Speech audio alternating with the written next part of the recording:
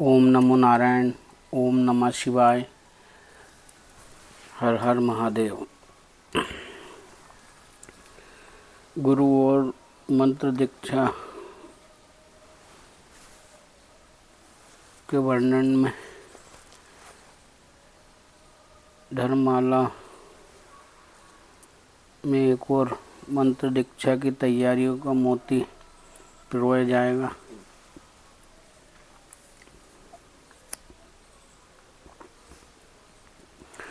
बहुत से लोगों को दीक्षा लेने की अभिलाषा होती है, परंतु कुछ बातें ऐसी हैं जिनकी जानकारी रहने पर दीक्षा अपने जीवन में अधिक फलदायी हो सकेगी। अतः हम चाहते हैं कि दीक्षा लेने के पूर्व आपका श्री रामकृष्ण महर्षि आदर्श स्वामी विवेकानंद के जीवन तथा उपदेशों के साथ कम से कम थोड़ा सा परिचय अवश्य हो चुका हो। किसी के दीक्षा के लिए आग्रह करने पर हम उसे बिना तैयारी आ जाने पर थोड़ी प्रतीक्षा करने को और तैयारी करने को कहते हैं। पूरी तैयारी के बाद दीक्षा के लिए आने की सलाह दी जाती है। तैयारी रहे तो हमारा कार्य आसान हो जाता है, हमारी बातें समझने में सुविधा होती है। शास्त्रों के नियम अनुसार जो लोग दीक्षा की कामना से गुरु के पास जाते हैं, उनके जीवन में कितनी तैयारियां आवश्यक है, इसके दृष्टांत के रूप में एक घटना का उल्लेख किया जा सकता है। नारद मुनि दीक्षा पाने को भगवान सनत कुमार के पास ने कहा, पहले बताओ तो तुम क्या जानते हो, उसके बाद सोचूंगा कि तुम्हें क्या उपदेश दिया जाए। जी ने कहा, जो कुछ जानते थे शास्त्र उन्होंने पढ़े थे, उन्होंने सबकी एक लंबी सूची पेश कर दी। उस सूची में कोई भी प्रमुख शास्त्र छूटा नहीं था। सारे शास्त्रों का अध्ययन करके ही वे गुरु सनत कुमार जी के पास आए थे। उन्होंने कहा, मैं ऋग्वेद, सामवेद, यजुर्वेद, अथर्ववेद और षड वेदांग आदि सब ग्रंथ पढ़े हैं, परंतु इतना सब पढ़ने के बाद भी मेरे मन में शांति नहीं है, पर मैं संतुष्ट नहीं हूँ। मेरे भीतर सर्वदा एक असंतोष बना रहता है। ऐसा दुख बना रहता है कि मानो कुछ अपूर्ण रह गया हो और जिसके कारण मैं अपने जीवन में शांति नहीं पा रहा हूँ। सनत कुमार जी ने कहा, ना तुम जो कुछ बातें जानते हो वो सब जो तुमने बता दिया, शास्त्रों की एक लंबी सूची प्रस्तुत कर दी, परंतु जिसे तुम जानते हो वो सब शब्द मात्र हैं। तुम शब्दविद हो, परंतु तुम स्वयं को नहीं जानते। तुम आत्मविद नहीं हो तो आत्मविद होता है, वो शोक से छुटकारा पा जाता है। आत्मविद ना होने के कारण ही तुम शोक से आच्छन्न हो। तत्पश्चात नारद ने विनम्रता के साथ कहा, है भगवान, आप मुझे वो उपदेश दीजिए जिससे मैं शोक के हाथों से छुटकारा पा सकूंगा। इसमें हमें क्या शिक्षा मिलती है? इससे समझ में आता है कि दीक्षा लेने के पहले व्यक्ति को मन रूपी जमीन तैयार करनी चाहिए। जमीन तैयार किए बिना ही यदि हम बीज बो दे तो वो बेकार चला जाएगा। अतः पहले खाद आदि डालकर जमीन तैयार कर लेनी चाहिए, तभी बीज बोने से अच्छी फसल की आशा की जा सकती है। अतः हमें ये बात जान लेनी होगी कि दीक्षा के लिए तैयारी आवश्यक है। एक बात मुझे और कहनी है, और वो ये है कि तैयारी का कोई अंत नहीं है। मन रूपी जमीन की तैयारी का तात्पर्य यह है कि अशुद्ध मन से काम नहीं होगा। सदाचार, विनय, श्रद्धा तथा निष्ठा, इन सब की सहायता से जमीन तैयार करनी होगी। यदि भगवान नाम लेने की ठीक ठीक इच्छा हो तो फल भी अद्भुत होगा। श्री रामकृष्ण एक उदाहरण देते हैं। सीपी अपना मुंह खोले स्वाति नक्षत्र के जल की एक बूंद के लिए प्रतीक्षा करती रहती है। उसे पाने के बाद वो अपना मुंह बंद करके समुद्र के तल में चली जाती है और एकांत में मोती तैयार करती है। मंत्र दीक्षा ही स्वाति नक्षत्र के जल की वो बूंद है। मंत्र दीक्षा लेने के पहले इसी प्रकार की इच्छा के साथ सीपी के समान हृदय खोलकर तत्प्राप्ति के लिए प्रतीक्षा करनी होगी, तभी जीवन में मंत्र लेना सार्थक होगा। हम सर्वदा और दीक्षा के समय तो विशेष रूप से कहते हैं कि श्रद्धा और भक्ति के बिना दीक्षा की कोई सार्थकता नहीं है। अतः हमें श्रद्धावान होना होगा और तभी मंत्र रूपी बीज फल फूलकर सुशोभित वृक्ष में परिणत होगा। इसलिए याद रहे कि दीक्षा के लिए स्वयं को तैयार करना अति आवश्यक है।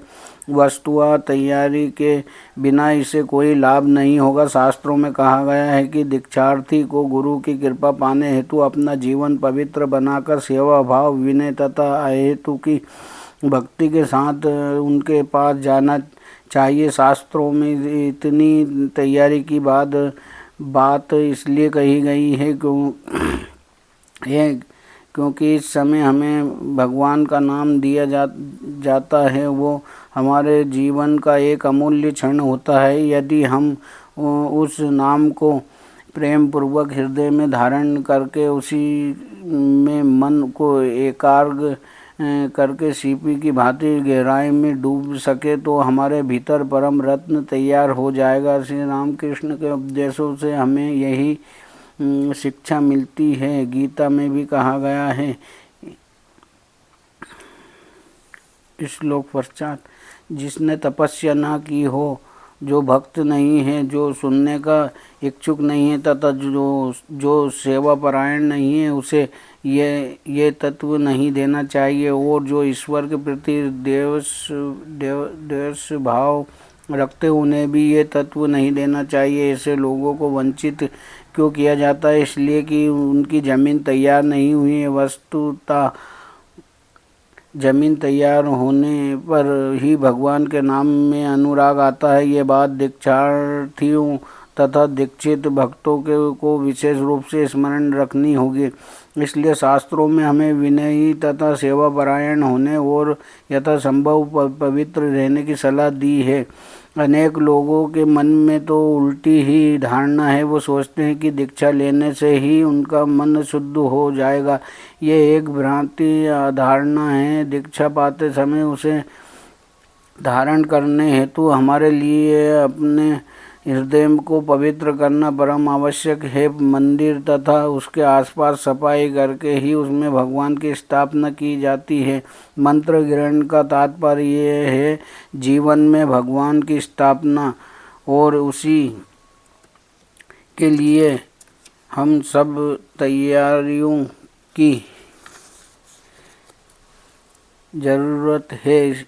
इस तैयारी की अपेक्षा हमारे हृदय में भगवान की स्थापना नहीं हो सकती। भक्त लोग कभी कभी अपने 10-12 साल या उससे भी कम उम्र के बच्चों को दीक्षा दिलाने का अनुरोध करते हैं, परंतु हम छोटे बच्चों को दीक्षा देना नहीं चाहते। हमारे मना करने पर भी वे लोग दुखी होते हैं और इसके लिए बारंबार आग्रह करते रहते हैं। इसका कारण यह है कि वे दीक्षा का उद्देश्य नहीं समझते। क्या ये छोटे बच्चे दीक्षा के लिए तैयार हैं? क्या उनके मन में इस विषय को समझने की क्षमता है? ऐसी दीक्षा तो बच्चों के खेल जैसी है। संभव यह है कि कुछ लोग सच्ची श्रद्धा के साथ अनुग्रह हो करते हों, परंतु वे लोग दीक्षा के महत्व तात्पर्य का तथा गंभीरता के विषय में भली भांति अवगत नहीं है, इसलिए ऐसा करते हैं। दीक्षा लेने का भी एक उपयुक्त समय होता है। जब मन दीक्षा के लिए व्याकुल हो तब समझ लेना चाहिए कि मुझ में मंत्र पाने की पात्रता आ गई है। इस बात को याद रखने में ही भलाई है। दीक्षा जीवन की एक महत्वपूर्ण घटना है, अतः दीक्षा के विषय को बड़ी गंभीरता से लेना होगा। केवल दीक्षार्थियों के लिए ही नहीं बल्कि सबके प्रति मेरा कहना है कि दीक्षा कहीं मात्र प्रतिष्ठा का चिन्ह न बन जाए। स्मरण रखना होगा कि दीक्षा ईश्वर प्राप्ति का माध्यम है। जो लोग दीक्षा लेने आते हैं उनके हृदय में गंभीरता होना आवश्यक है, अन्यथा संभव है कि गुरु कुछ उपयोगी निर्देश दे रहे हों परंतु दीक्षार्थी लोग उस ओर ध्यान न देकर कुछ और ही सोच रहे हों। स्पष्ट है कि उनके मन में दीक्षा के महत्व की ठीक धारणा नहीं हो सकी है। दीक्षा जीवन की एक अत्यंत महत्वपूर्ण घटना है। ये बात भूल जाएं तो दीक्षा का सार्थकता सिद्ध नहीं हो सकेगी। जीवन में अनेक बार हमें प्रतिकूल परिस्थितियों के बीच से होकर गुजरना पड़ता है। इन्हें अवश्य दूर करना होगा परंतु इसके लिए अच्छा तथा मनोबल कहाँ से मिलेगा। पूरी तैयारी के साथ दीक्षा लेने पर दीक्षा से ही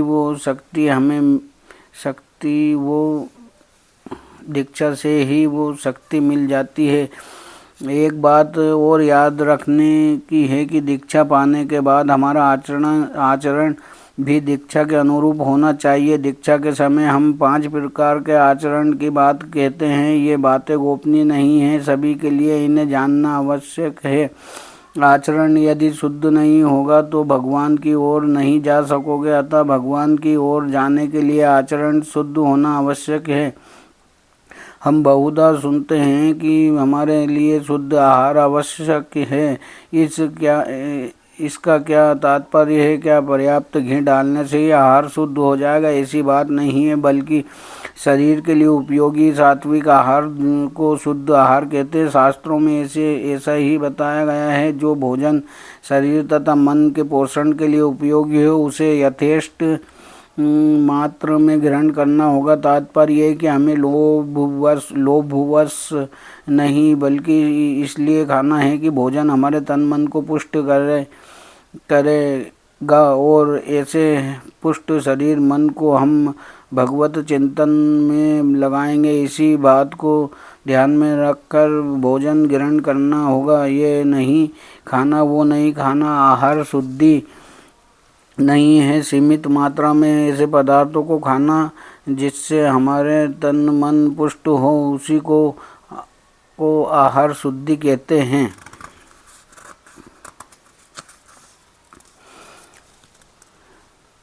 आहार शुद्धि से भी अधिक महत्व आचरण शुद्धि का है। इन्हीं 5 आचरणों की बात हम कहने जा रहे हैं।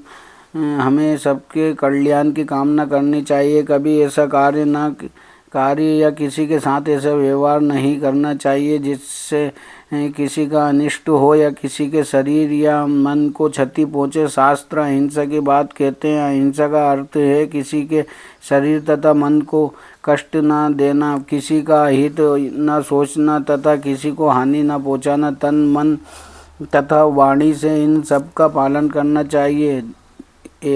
2 सत्य को सर्वदा पकड़े रहना होगा। इस प्रकार पकड़े रखना होगा कि किसी भी परिस्थिति में हम सत्य से विचलित न हो। ध्यान रहे कि हम कभी झूठ का सहारा न लें और कोई वचन देने पर उसे अवश्य पूरा करें। श्री रामकृष्ण कहते हैं कि सत्य बोलना भी कलयुग की तपस्या है। वे ये भी कहते हैं कि जो व्यक्ति सत्य को पकड़े रहता है वो मानो भगवान की गोद में सोया रहता है। सर्वदा सत्य का पालन आसान नहीं है। सत्य के लिए हमें जीवन में बहुत सा त्याग स्वीकार करना पड़ता है। ये सहज नहीं है। तथापि हम ये ना भूलें कि यही हमारे जीवन का आदर्श है। 3 हम किसी के साथ किसी तरह की धोखाधड़ी या ठगी ना करें। किसी को धोखा देकर कुछ हासिल ना करें। दूसरों से हम उतना ही लें जितना न्याय संगत हो। लोगों के साथ व्यवहार की सच्चाई साधना में सहायक है। 4 हम अपनी इंद्रियों द्वारा परिचालित ना होकर उन्हें अपने वश में रखना होगा। हमें केवल 1 या 2 ही नहीं बल्कि समस्त इंद्रियों को संयम करना होगा। ये साधन पथ के लिए अत्यंत महत्वपूर्ण है। 5 हमारे जीवन का उद्देश्य ईश्वर का स्मरण करना है और उन्हें प्राप्त करना। हमारा जीवन सहज, सरल तथा स्वाभाविक हो। हमारी प्रवृत्ति विलासिता की ओर ना हो। मेरा तात्पर्य ये नहीं कि हम लोग भिखारियों के समान कपड़े पहने या दीनहीन भाव से रहें। हमें केवल इतना ही देखना होगा कि कम से कम किसी चीज़ों से हमारा काम चल सकता है। किसी चीज़ के प्रति हमें लोभ ना हो।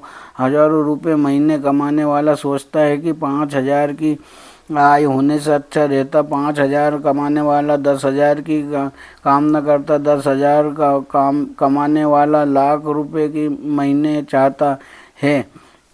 10 लाख वाला करोड़ की चाह रखता है। इस प्रकार हमारी इच्छाएं क्रमश बढ़ती ही चली जाती है और ये निरंतर बढ़ती हुई इच्छाएं हमारे मन को चंचल बनाए रखती है। इसलिए मन को संयमित करने की सलाह दी गई है। दुनिया की सारी धन दौलत पाकर भी व्यक्ति संतुष्ट नहीं हो सकता, क्योंकि मन का स्वभाव ही ऐसा है जिसे जितना मिलता है वो उतना ही अधिक चाहता है।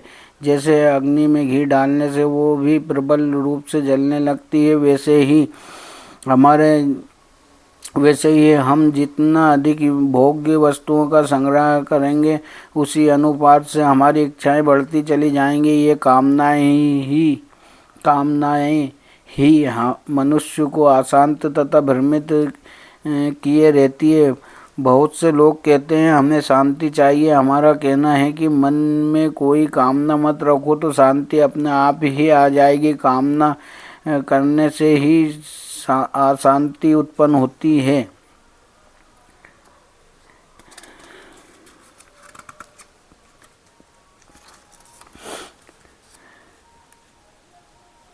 क्योंकि संसार में हम इस प्रकार की कामनाओं को पालते हैं जिन्हें पूरा करना कभी संभव नहीं हो सकता। इसी कारण मन में शांति नहीं आती। हमें शांति इसलिए नहीं मिलती क्योंकि हमारे मन में जो इच्छाएं वे पूरी नहीं होती और उन्हें पूरा करना भी आसान नहीं है। एक इच्छा पूरी होते न होते 10 नई इच्छाएं पैदा हो जाती हैं। जिनके पास रहने खाने की व्यवस्था है वो सोचते हैं कि क्या मैं केवल रहने खाने के लिए ही पैदा हुआ हूँ, मुझे गाड़ी भी चाहिए, इसके बिना जीवन का भोग भला कैसे हो सकता है। और दूसरी ओर जिनके पास जीवन की समस्त भोग्य वस्तुएं उपलब्ध हैं, प्रायः उनका स्वास्थ्य ठीक नहीं रहता था, वे सब कुछ पाने पर भी भोग नहीं कर पाते। इसलिए कामनाओं की पूर्ति कभी संभव नहीं है। पुराणों में एक कथा है, राजा ययाति अनेक वर्षों तक सभी प्रकार की वस्तुओं का भोग करते हैं। यौवन बीत जाने पर उन्होंने पाया कि उनमें अब भोग करने की क्षमता नहीं बची है, परंतु भोग करने की कामना अब भी प्रबल है। और कोई उपाय न देख कर उन्होंने भगवान से प्रार्थना की। भगवान ने प्रकट होकर कहा, तुम्हारा यौवन तो समाप्त हो चुका है। अब यदि तुम्हारे पुत्र तुम्हें अपना यौवन दे दे तभी तुम पुनः भोग कर सकोगे। उन्होंने अपने सभी पुत्रों को बुलाकर पूछा कि उनमें से कौन उन्हें अपना यौवन देने को तैयार है। पुरु नामक उनके सबसे छोटे पुत्र को छोड़कर कोई भी इसके लिए राजी नहीं हुआ। राजा ययाति उसके यौवन को लेकर फिर से भोग में डूब गए। खुद का यौवन तो गया ही, पुत्र का यौवन लेकर भी भोग किया। इसके बाद उनके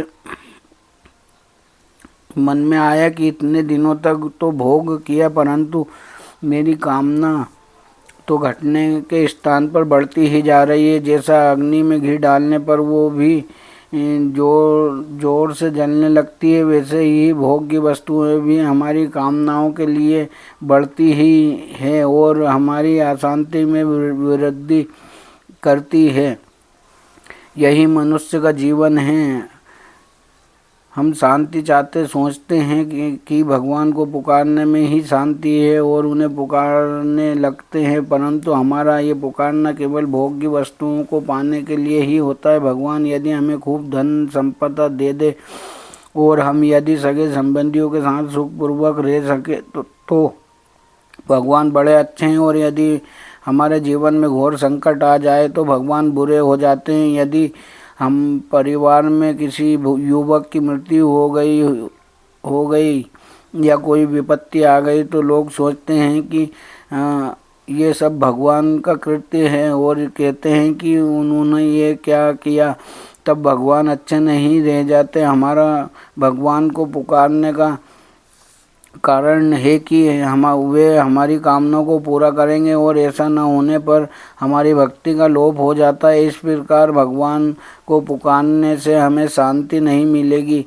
उनके चरणों में आत्मसमर्पण करने से ही शांति आती है। वे चाहे सुखी रहे या दुखी, अच्छा करे या बुरा, सभी अवस्थाओं में उन्हीं की इच्छा को हितकार मानकर स्वीकार करना होगा। फिर सुख या दुख चाहे जो भी आए उसको उन्हीं का दिया समझकर सिरोधार्य करना होगा। मृत्यु भी आ जाए तो शरणागत भक्त के मन में उससे डरने की जगह उसे स्वीकार करने, वरण करने तथा उससे दुखी न होने का भाव आएगा। शास्त्र भी यही कहते हैं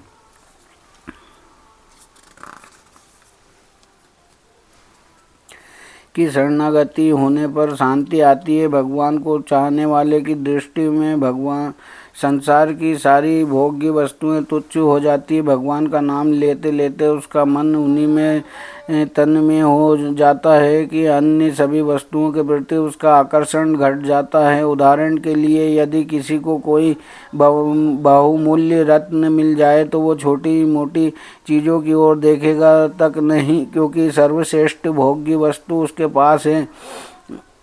रविंद्रनाथ ठाकुर ने अपनी पारसमणि कविता में एक सुंदर घटना का उल्लेख किया है। एक गरीब ब्राह्मण ने धन प्राप्ति की आशा में शिव की आराधना की। शिव ने कहा, वृंदावन चले जाओ, वहाँ सनातन गोस्वामी रहते हैं, उनसे धन पाने का उपाय पूछ लेना। ब्राह्मण अपनी निर्धनता दूर करने की इच्छा से सनातन गोस्वामी के पास जा पहुंचा। सनातन ने कहा, नदी के किनारे इस बालू में पारस मणि गड़ी हुई है, उसे निकाल कर ले जाओ, इससे तुम्हारे पास अनंत संपत्ति हो जाएगी और तुम्हारा अभाव दूर हो जाएगा। व्यक्ति ने तत्काल बालू को खोदकर पारसमणि को निकाल लिया। पारसमणि का स्पर्श होते ही उसके शरीर पर बंधा हुआ ताबीज सोने का हो गया। इस पर ब्राह्मण ने विस्मित होकर सोचा कि इतनी संपत्ति रहने पर भी सनातन गोस्वामी कैसे निर्विकार है। उन्होंने गोस्वामी जी के समीप जाकर कहा कि जिस अमूल्य धन के अधिकारी होने के कारण आप इस रत्न को तुच्छ मानते हैं, उसी का कुछ भाग मुझे भी देने की कृपा करेंगे। इतना कहकर व्यक्ति ने उस मणि को नदी में फेंक दिया। श्रीमद् भागवतम में भी कहा गया है, श्लोक के पश्चात, उसी को श्रेष्ठ भक्त कहा जाता है जिसके पास त्रिभुवन का सारा ऐश्वर्य हो तो भी एक क्षण के लिए भी ऐश्वर्य का आकर्षण उसके मन को ईश्वर के चरणों में च्युत नहीं करता। भगवान को पाकर वो इतना आनंद विभोर हो जाता है कि संसार का सारा ऐश्वर्य, संपूर्ण धन उसके लिए तुच्छ हो जाता है। संसार के प्रति होने वाले ये जो तुच्छता बोध है, ये संसार से जल भूनकर होने वाला वैराग्य नहीं है, बल्कि भक्त का ईश्वर के प्रति आकर्षण का आनंद इतना ही तीव्र हो जाता है कि उसे बाकी सभी चीज़ें तुच्छ प्रतीत होने लगती है। श्री रामकृष्ण कहते हैं, चुंबक लोहे को खींचता है। लोहा एक जगह पड़ा है और उसके दोनों तरफ दो चुंबक है, एक छोटा और दूसरा बड़ा। अब कौन सा चुंबक लोहे को अपनी ओर खींचने में सामर्थ्य होगा? निश्चय ही बड़ा चुंबक भगवान सबसे बड़े चुंबक है। उनका आकर्षण अदम्य है। उनका आकर्षण जब समझ में आ जाता है तब संसार की कोई भी वस्तु हमारे मन को आकर्षित नहीं कर सकती। कोई भी चीज़ हमें उनके चरणों से विचलित नहीं कर सकती। इसी लक्षण से जांच किया जा सकता है कि हम भगवत पद पर ठीक ठीक अग्रसर हो रहे हैं या नहीं।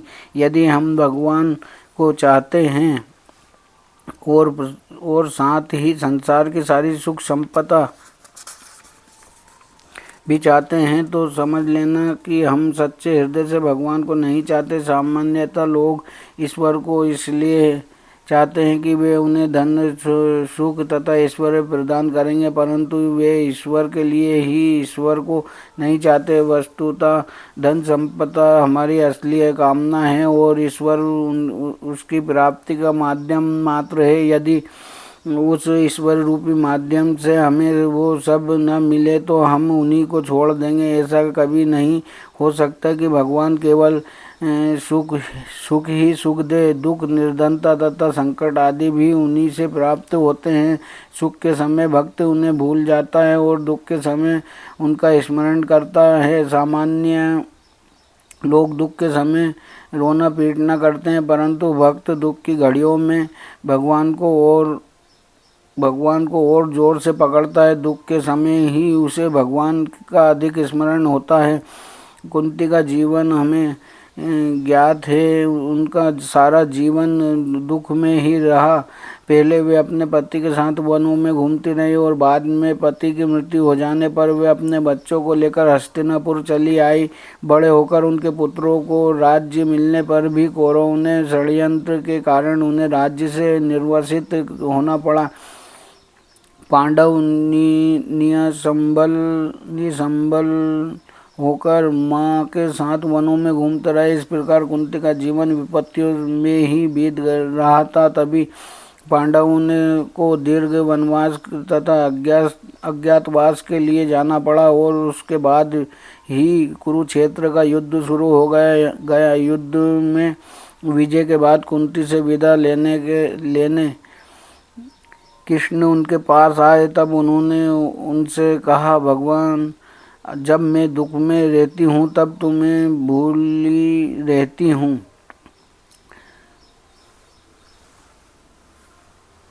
विदा लेने कृष्ण के पास आए तब उन्होंने उनसे कहा, भगवान, जब मैं सुख में रहती हूँ तब तुम्हें भूली रहती हूँ। विपत्ति के क्षणों में ही तुम्हारा स्मरण रहता है।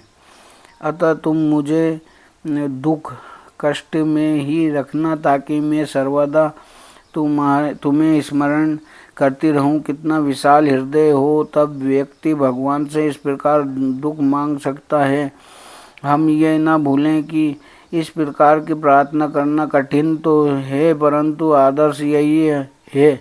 हम मुख से तो ईश्वर का नाम लेते हैं और साथ ही जागतिक वस्तुओं को लेकर मत भी रहते हैं। हमें उन्हीं को चाहना होगा, क्योंकि वे ही सभी परिस्थितियों में हमारे परम हितकारी हैं, हमारे जीवन के सर्वस्व है, हमारी अंतरात्मा है और हमारा परम स्वरूप है। व्यक्ति स्वयं से ही अर्थात आत्मा से ही सर्वाधिक प्रेम करता है। अपनी आत्मा प्रिय होने के कारण ही वो अन्य वस्तुओं से प्रेम करता है। असल में मनुष्य आत्मा से ही प्रेम करता है, इसलिए भगवान को आत्मा ही आत्मा कहा गया है। हम उन्हें किसी अन्य कारण से नहीं, बल्कि वे हमारी आत्मा है, इसी कारण उनसे प्रेम करेंगे। इसी प्रेम को अहेतु की भक्ति कहते हैं। श्री रामकृष्ण बारंबार इसी अहेतुकी की भक्ति की बात करते हैं। इस भक्ति में भक्त भगवान से कुछ नहीं चाहता, क्योंकि उसकी कोई अन्य इच्छा ही नहीं रहती है। वो केवल अपना सब कुछ मिटाकर भगवान को अपनी प्रति तथा श्रद्धा अर्पित करके ही तृप्ति का बोध करता है। इसके बदले वो कुछ चाहता नहीं है। इसलिए इस प्रकार की भक्ति श्री रामकृष्ण का आदर्श था।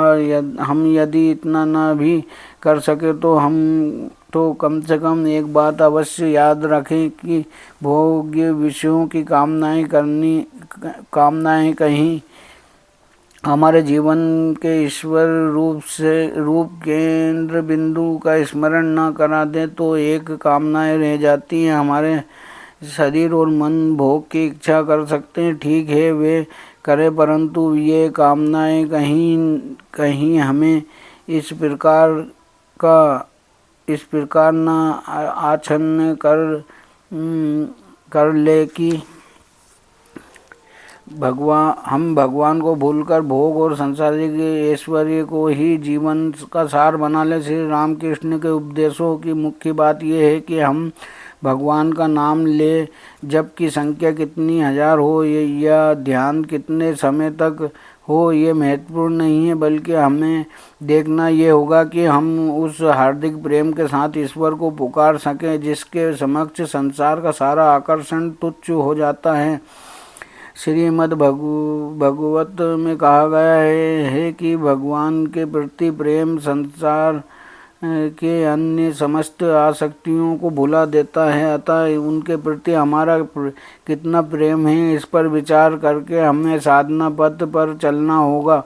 उनका नाम लेते हुए बारंबार मूर्छित होने से, जीवन भर बैठकर ध्यान करने से, लाखों जप करने से या तीर्थों का भ्रमण करने से भी काम नहीं होगा। काम तभी होगा जब देखोगे कि वे हमारे हृदय को परिपूर्ण किए हुए हैं और उनके अतिरिक्त किसी व्यक्ति का या वस्तु या विचार का कोई स्थान नहीं है। अपने हृदय का सारा प्रेम उन्हें देना होगा, उनके चरणों में स्वयं को पूर्ण रूपेण समर्पित करना होगा। यही साधना का सार है।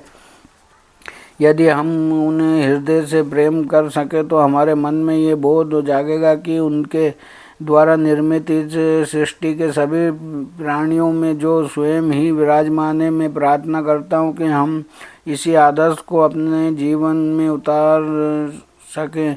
यही आदर्श हमारे जीवन को पूरी तौर से परिचालित करे ताकि पूरा संसार और उसकी चीज़ें हमारे लिए तुच्छ हो जाए। उनकी कृपा रहने पर सब कुछ संभव है। मैं प्रभु से प्रार्थना करता हूँ कि हम सभी के जीवन में इसी प्रकार का ईश्वरीय अनुराग उत्पन्न हो।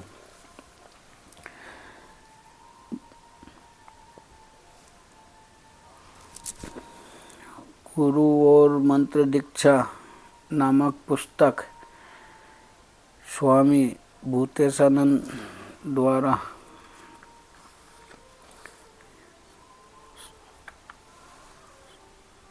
संपादक स्वामी विदेह आत्मानंद, अद्वैत आश्रम रामकृष्ण मठ का प्रकाशन केंद्र 5D एंटाली रोड कोलकाता से प्रकाशित इस पुस्तक के माध्यम से ये वर्णन हुआ है। आज इतना ही।